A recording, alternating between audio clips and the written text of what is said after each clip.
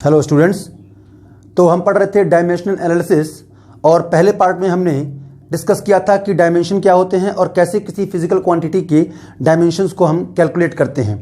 जितनी derived quantities हैं उन्हें हम physical quantity, fundamental physical quantity के टर्म में कैसे डायमेंशनल फार्मूला लिखते हैं। तो आज उस पर कुछ क्वेश्चन करेंगे। हमने एक प्रिंसिपल पढ़ा था पिछले वीडियो में, मैंने आपको बताया था प्रिंसिपल ऑफ होमोजेनिटी। थोड़ा सा याद दिला दूँ मैं। प्रिंसिपल ऑफ होमोजेनिटी का मतलब था कि एक ही टाइप के, एक ही नेचर के जो फिजिकल क्वांटिटीज़ हैं केवल उन्हें ही हम ऐड या सब्ट्रैक्ट कर सकते हैं, लेकिन मल्टीप्लिकेशन करना और डिवीज़न करना अलाउड है। अलग अलग टाइप की क्वांटिटीज़ को, जैसे फोर्स, वेलोसिटी, इनका आपस में मल्टीप्लाई करना या डिवाइड करना अलाउड है, लेकिन फोर्स और वेलोसिटी को जोड़ना या घटाना अलाउड नहीं है। इन्हें हम ऐड या सब्ट्रैक्ट नहीं कर सकते। ये प्रिंसिपल है, प्रिंसिपल ऑफ होमोजेनिटी। बहुत ही आसान सा प्रिंसिपल था और इसके बेसिस पर हमने एक छोटा सा application to check the correctness of any relation, किसी भी रिलेशन को कि वो डायमेंशनली करेक्ट है या इनकरेक्ट है, इसको चेक करना सीखा था हमने और उसी को आगे बढ़ाते हैं। और आज पहले बेसिक लेवल से, बिल्कुल स्टार्टिंग लेवल से कुछ क्वेश्चन करके और फिर बढ़ेंगे, अपना लेवल उठाएंगे और एडवांस लेवल तक के आपको क्वेश्चन कराएंगे। तो चलो कुछ क्वेश्चन कर लेते हैं। अगर मैं ये इक्वेशन लिखता हूं, और ये इक्वेशन सबने सुना हुआ है, आपने क्लास 9th में इसको पढ़ा होगा, ये फर्स्ट इक्वेशन ऑफ मोशन है। अगर मैं पूछूं कि क्या ये डायमेंशनली करेक्ट है, तो क्या इसे आप चेक कर सकते हैं? कैसे चेक कर सकते हैं? लेफ्ट हैंड साइड में देखो वेलोसिटी है और राइट हैंड साइड में ये इनिशियल वेलोसिटी, ये फाइनल वेलोसिटी और ये एक्सेलरेशन, ये टाइम। राइट हैंड साइड में दो टर्म जुड़ी हुई हैं आपस में। ये वेलोसिटी है, अगर ये भी वेलोसिटी हो जाए तो हमारा रिलेशन करेक्ट हो जाएगा। तो अब जल्दी जल्दी करेंगे। जल्दी इसलिए करेंगे क्योंकि ज़्यादा न्यूमेरिकल कर पाए, कम टाइम में ज़्यादा न्यूमेरिकल कर पाए। सो इस तरफ देखिए तो वेलोसिटी LT-1 और इधर इनिशियल वेलोसिटी, कोई सा भी वेलोसिटी हो, initial velocity, final velocity, relative velocity, drift velocity, किसी भी टाइप की वेलोसिटी हो, एस्केप वेलोसिटी, ऑर्बिटल वेलोसिटी, हर वेलोसिटी के लिए डायमेंशन हम लिखेंगे LT-1 ही। तो LT-1 ये final velocity, LT-1 initial velocity plus acceleration का डायमेंशन होता है LT-2 और टाइम के लिए T लिखते हैं। इसे मल्टीप्लाई करें तो हो जाएगा LT-1 plus LT-1 is equal to LT-1। So this is correct, ये रिलेशन करेक्ट है। तो इस बेसिस पर आप सेकेंड इक्वेशन ऑफ मोशन और थर्ड इक्वेशन ऑफ मोशन भी चेक कर सकते हैं और चेक करेंगे भी खुद को ये एक बार चेक करने के लिए कि क्या हमें डायमेंशनली कोई इक्वेशन करेक्ट है या नहीं, ये चेक करना आता है कि नहीं। सो मैंने एक छोटा सा एग्जाम्पल लिया। ऐसे ही एक और एग्जाम्पल लेता हूं मैं, half mv² is equal to mgh। ये रिलेशन भी आगे चल के आपको मिलेगा। ये रिलेशन एनर्जी कंजर्वेशन है। क्या kinetic energy is equal to potential energy, energy is equal to energy. लेकिन क्या आप डायमेंशनली इसको चेक कर सकते हैं कि ये रिलेशन सही है कि नहीं? ये हमें पता है कि सही है, फिजिकली हमको पता है कि ये काइनेटिक एनर्जी है और ये पोटेंशियल एनर्जी है और दोनों एनर्जी कंजर्वेशन से इक्वेट किए हुए हैं मैंने। तो ये इक्वेट करना मेरा सही दिख रहा है, बट क्या आप डायमेंशन इन सब का लिख के और लेफ्ट हैंड साइड का डायमेंशन राइट हैंड साइड के डायमेंशन से इक्वेट कर सकते हैं? तो ये डायमेंशनलेस पैरामीटर है, नंबर है एक। मास के लिए हम लिखते हैं m और वेलोसिटी का स्क्वायर, वेलोसिटी का अभी हमने लिखा है LT-1 और इसका अगर स्क्वायर कर दें तो दोनों पे पावर चढ़ जाएगा 2, तो L2T-2। सो L2T-2 ये हो गया आपका लेफ्ट हैंड साइड का डायमेंशन। राइट हैंड साइड में मास है तो m, acceleration due to gravity, तो एक्सेलरेशन का dimension LT-2 into L, height के लिए L, तो ये L और L, L2, तो ML2T-2, ML2T-2। Again this is the correct relation, ये भी करेक्ट है। मैं ऐसे ही रिलेशन लिख रहा हूं जो आगे चल करके एक के बाद एक क्लास 11th में ही आपको यूज में आने हैं। जैसे एक और बहुत फेमस रिलेशन आप पढ़ेंगे आगे चल के, अगर आपने कभी सुना हो इस इक्वेशन के बारे में, this equation shows work energy theorem. Force into displacement क्या होता है? वर्क। और ये kinetic energy final, kinetic energy initial. So final kinetic energy minus initial kinetic energy का मतलब क्या हुआ? Change in kinetic energy is equal to work done. तो हम जब भी वर्क करते हैं तो वो वर्क कहां अपीयर होता है? ये आगे चल करके आप पढ़ेंगे वर्क पावर एनर्जी चैप्टर में, कि जब भी हम वर्क करते हैं तो वो वर्क उस बॉडी या उस पार्टिकल या उस सिस्टम की काइनेटिक एनर्जी को चेंज करता है, वहां पे अपीयर होता है।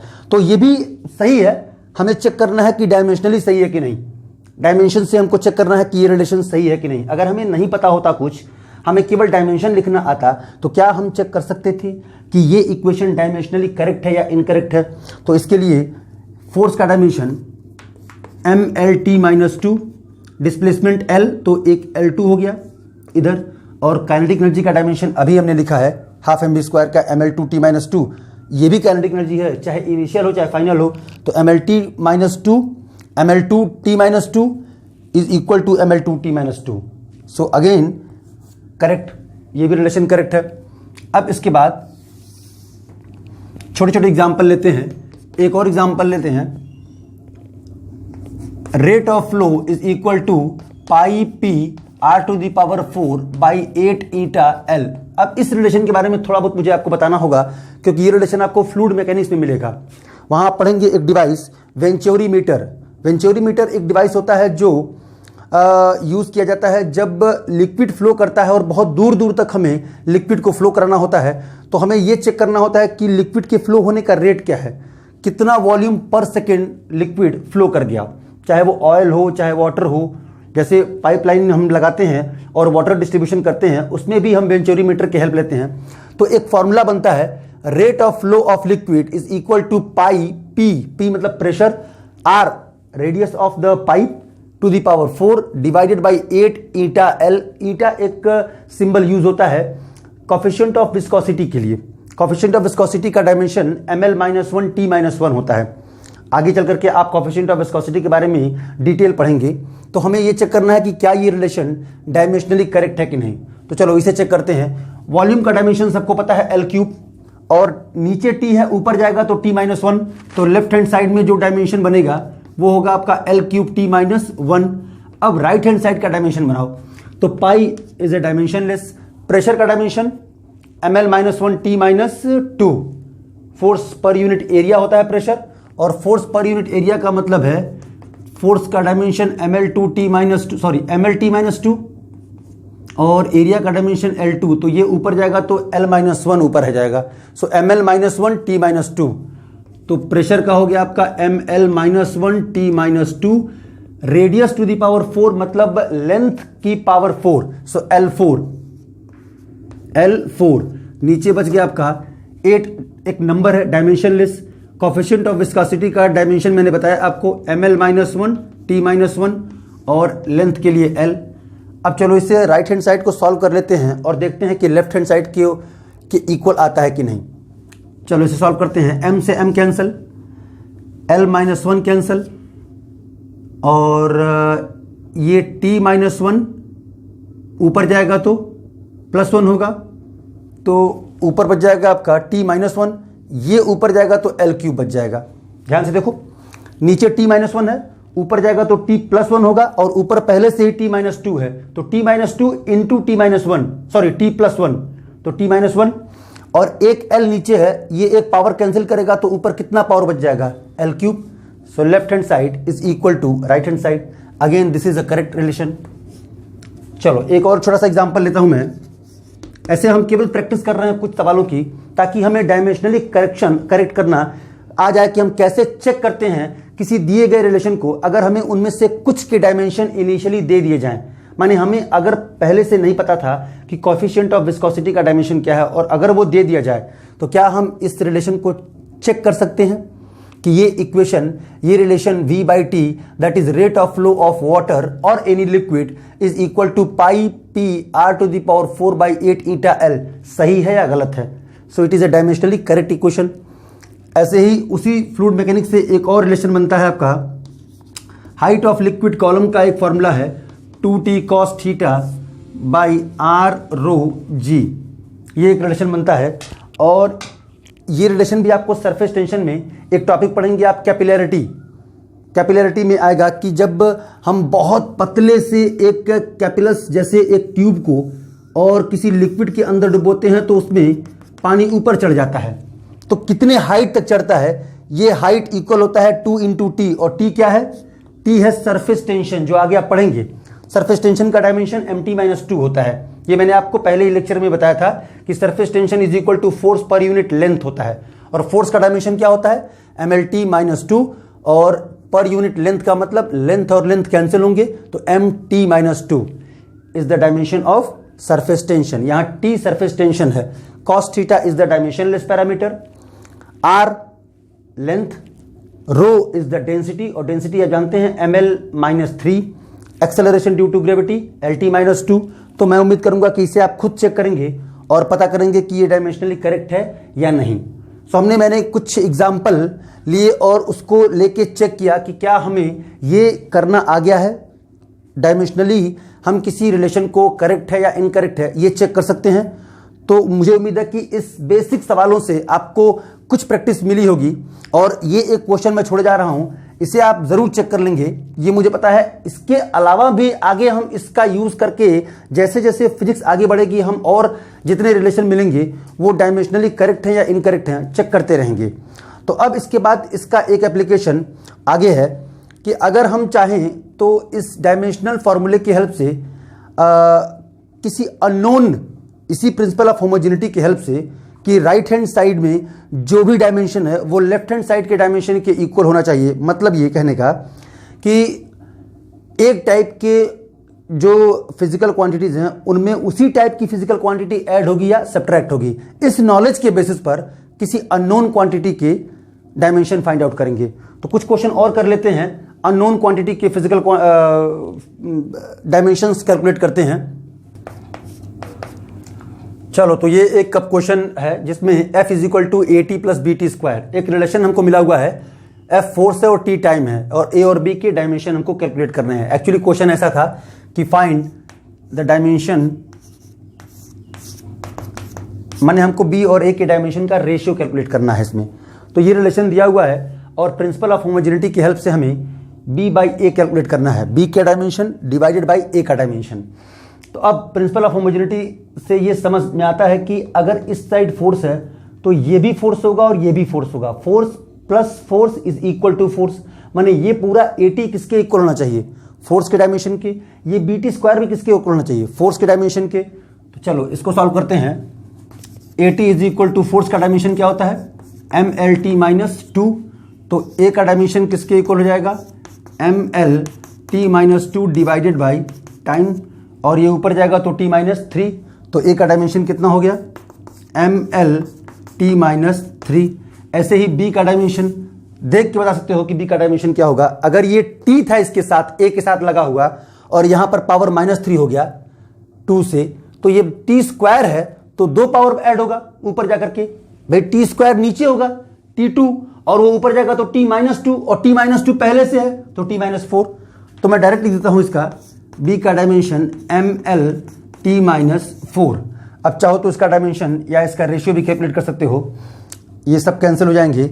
और अगर A बाई B है, dimension of A divided by dimension of B, तो ML कैंसिल होगा और ऊपर बच जाएगा आपका T प्लस में T पर पावर 1, और उल्टा कर दो इसको तो T पर -1। भाई अगर जो हमको कैलकुलेट करना था, जो हमसे क्वेश्चन पूछा था, अगर वो निकाला जाए तब तो T-1 होगा।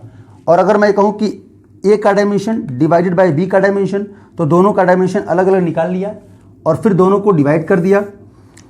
M और L कैंसिल हुए, T पर -3, T पर -4, ये ऊपर जाएगा तो T पर +4 होगा। तो T पर +4 इंटू T पर -3, तो T पे 1 +1।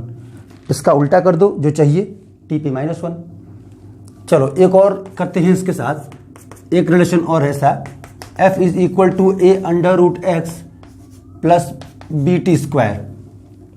ये एक रिलेशन दिया हुआ है कि F is equal to A√x plus BT square, और इसमें हमें A और B के कांस्टेंट A और B के डायमेंशंस अलग अलग फाइंड करने हैं कि A और B का डायमेंशन क्या है। तो फिर से वही सवाल है, और चाहो तो बहुत ही आसानी से कर सकते हो कि अगर इस साइड फोर्स है तो ये पूरा मिलके A√x यानी AX⁴ पूरा किसके इक्वल होगा, फोर्स के डायमेंशन के। ऐसे ही BT स्क्वायर पूरा किसके इक्वल होगा, फोर्स के डायमेंशन के। तभी तो प्रिंसिपल ऑफ होमोजेनिटी वैलिड होगी। प्रिंसिपल ऑफ होमोजेनिटी का कहना है कि अगर फोर्स है और उसको आप इक्वेट कर रहे हैं तो चाहे ऐड हो चाहे सब्ट्रैक्ट हो, क्या हो सकता है वो क्वांटिटी, सेम टाइप का फोर्स ही हो सकता है। माने फोर्स और फोर्स जुड़ेगा तभी इक्वल होगा फोर्स की। फोर्स में कुछ और ऐड करके आप फोर्स नहीं पा सकते। अगर आप 10 न्यूटन प्लस 5 मीटर कर दीजिए तो 12 न्यूटन नहीं मिलने वाला। समझ आ रही है? So force is equal to force plus force. तो अब ये दोनों अगर फोर्स है तो एक मैं निकाल देता हूं, a under root x is equal to force का डायमेंशन mlt माइनस 2। तो a is equal to mlt minus 2 divided by under root x का मतलब x का डायमेंशन l और पावर कितना 1/2। तो l पे पावर यहां 1 है और नीचे है 1/2। इस l के पावर 1/2 को ऊपर ट्रांसपोज करेंगे तो -1/2 होगा। तो 1 माइनस 1 माइनस 1/2 1/2 हो जाएगा। तो ml to the power 1/2 t minus 2 ये डायमेंशन हो जाएगा a का। और ऐसे ही b का भी डायमेंशन निकालो। b का तो कोई जरूरत ही नहीं है, अभी अभी हमने इस रिलेशन से निकाला हुआ था कि b का डायमेंशन mlt माइनस 4। आसान है ये।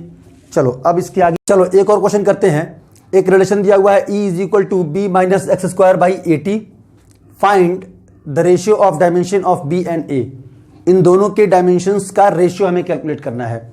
चलो इसे शुरू करते हैं।